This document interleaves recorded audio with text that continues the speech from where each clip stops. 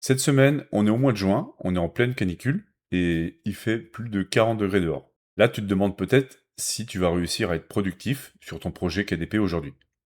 Et honnêtement, moi aussi, je t'avoue que j'ai du mal cette semaine. Donc, avant tout, mets-toi quelque part au frais, ok? Sers-toi quelque chose à boire et installe-toi confortablement parce que dans cette vidéo, je vais te montrer qu'il existe des actions concrètes à faire sur ton projet KDP en dehors de la création. Des actions que tu peux avancer même quand la fatigue est là et même quand la motivation n'est pas forcément au rendez-vous pour te lancer dans l'écriture de ton livre. Donc des choses qui vont vraiment avancer ton projet et que beaucoup d'auteurs oublient complètement. Et si ce type de contenu t'aide à avancer sur Amazon KDP, pense à t'abonner. La première chose, elle est très simple.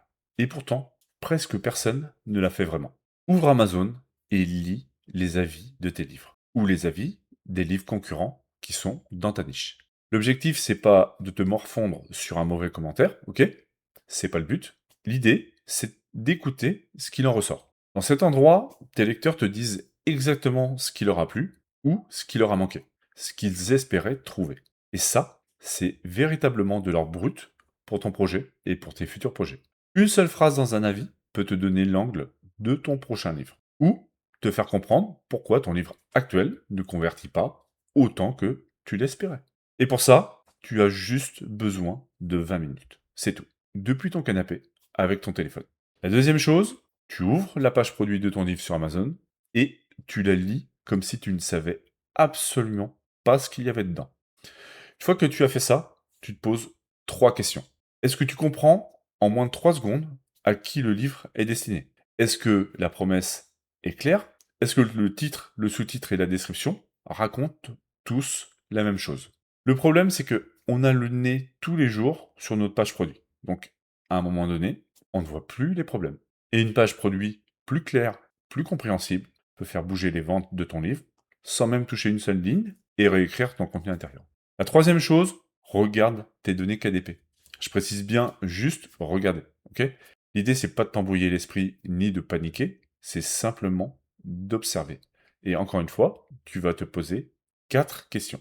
Est-ce que tes impressions sont stables? Est-ce qu'elles ont plutôt tendance à baisser? Est-ce que tes pages lues bougent, évoluent dans le temps? Est-ce que une campagne publicitaire consomme du budget sans générer de vente ni de retour visible? T'as pas besoin d'agir aujourd'hui, tu as juste besoin d'avoir une image claire de là où tu en es, et ça t'évite de naviguer à l'aveugle quand tu auras récupéré un autre jour plus d'énergie. Ensuite, la quatrième chose. Et pour celle-là, tu peux vraiment rester en mode allongé, en mode repos. Tu as juste à te poser une question simple. Est-ce que ma niche, mon lecteur, ma promesse, mon titre, ma couverture ou ma page produit racontent tous la même histoire? Tu n'as pas besoin de tout retravailler, ok? Juste identifier si quelque chose cloche là-dedans. Parce que beaucoup de livres sur Amazon ne vendent pas forcément parce qu'un élément est mauvais. Ils ne vendent pas parce que les éléments ne s'accordent pas entre eux. C'est pas cohérent. Voilà. C'est un gros problème d'incohérence. Et souvent, tu peux le repérer en 10 minutes quand tu te poses vraiment la question. Et maintenant, la dernière chose, c'est la plus courte. Tu prends une feuille et tu écris la prochaine action à faire sur ton projet. Une seule, hein. Une seule action. Pas une liste de 20 tâches. Juste, quelle est la chose qui ferait vraiment avancer ton projet si tu la faisais demain?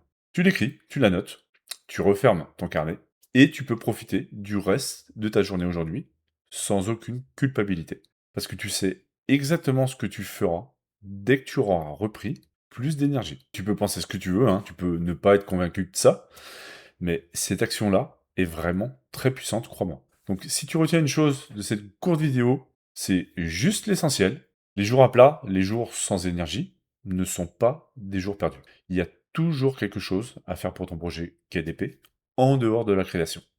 Et c'est souvent dans ces moments-là, ces moments posés, sans pression, que justement tu vas arriver à voir les choses autrement. D'ailleurs, en parlant de voir les choses autrement, si tu veux aller plus loin sur la cohérence de ton projet KDP, je t'en parle dans mon atelier privé qui est totalement offert.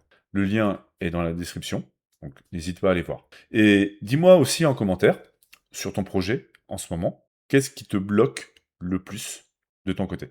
Merci à toi, c'était une vidéo très courte, hein. C'était une vidéo mode canicule, hein. Surtout, reste bien hydraté, ok? C'est très important. et je te dis à bientôt. C'était Sylvain de l'école KDP. Ciao.